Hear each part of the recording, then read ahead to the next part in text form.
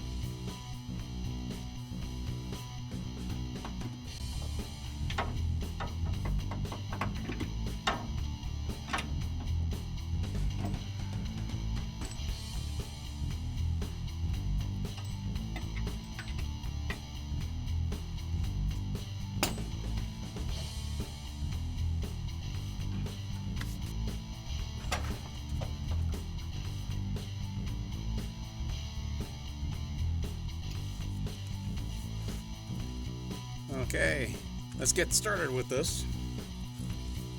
There's a nice little double nut on here. Whoops. So I'm probably going to put a dab of Loctite on this.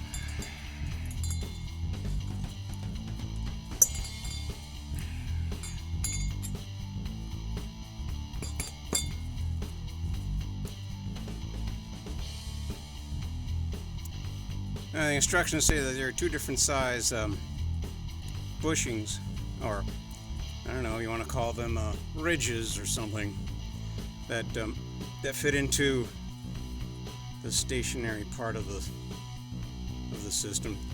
In my case, it's you know, like the shock tower and the frame.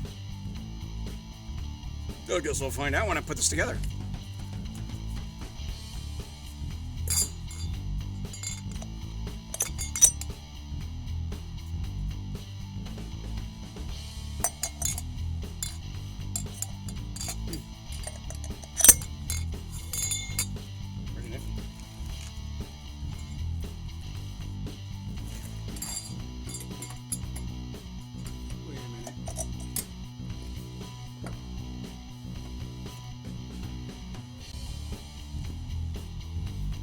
Okay, so this cover part won't fit in, which is fine.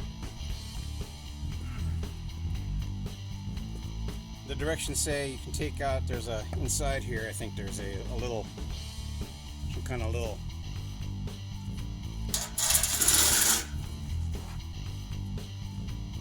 spacer or something.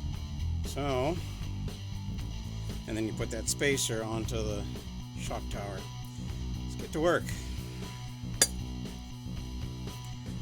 So the first snag I ran into with this is this mounting bracket is wider than the space underneath the car. I measured it with a caliper, and it's, let's see here, it's literally, I mean, it's just lop off the edges here so that way it opens it up. And yeah, you know, fun.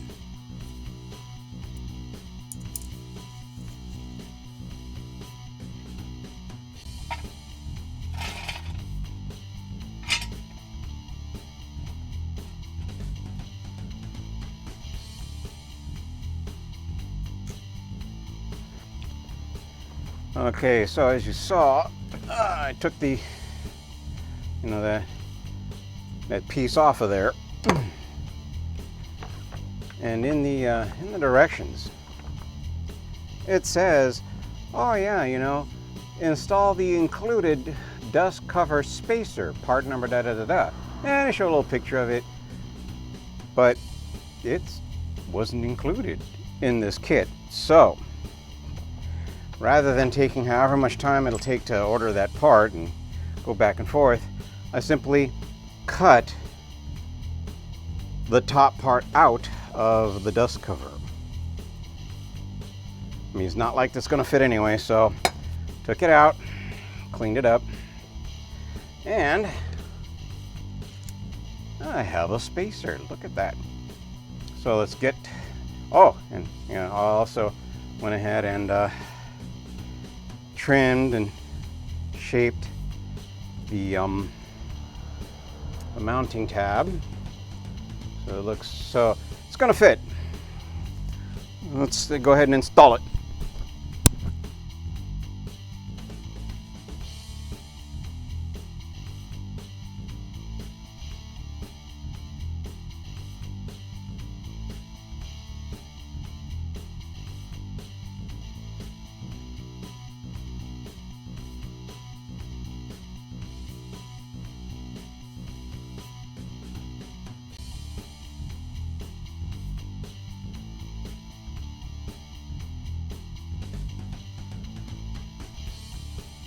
I forgot to mention, this is the original bolt used to install this, to mount this. It's too short. So, oh, and also the flange part of it is smooth. So I went and I got some longer bolts with a serrated flange, so that way it bites in and is less likely to back out. Let's get back to it.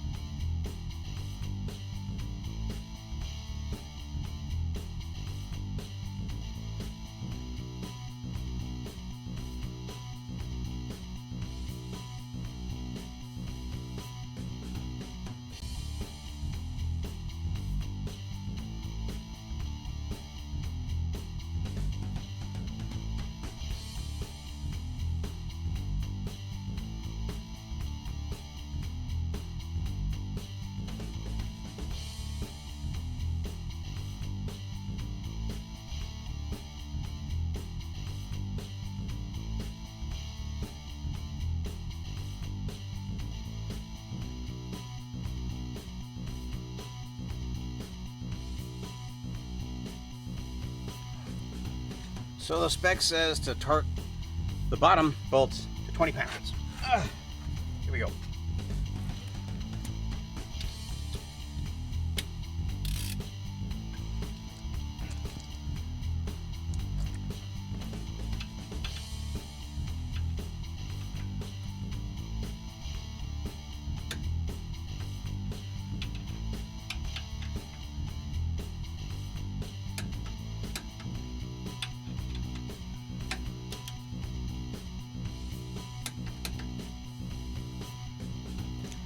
getting ready to tighten up the upper double nut arrangement. Now I know I had said previously that I'm considering using just a dab of Loctite, and I think what I'm going to do instead is use one of these Nordlock lock washers. This thing is actually pretty neat. It's a it's going to be hard to see, but this is like a cammed. These are two washers that have, you know, the serrations on the outside, and you can't really see it, like a cam sort of a setup on the inside. And so it's essentially a lock washer. It's like a cammed lock washer or a wedge lock washer. So I'm going to use that in between these. Now, rather in between these two nuts. Now, one of the things that was going to be difficult is while locking these, you can see that this wrench is too thick to allow this upper nut to be turned or adjusted. So got an old busted up file and cut a wrench out of it, so as you can see it fits and allows for that upper nut to be rotated. So let's get to work.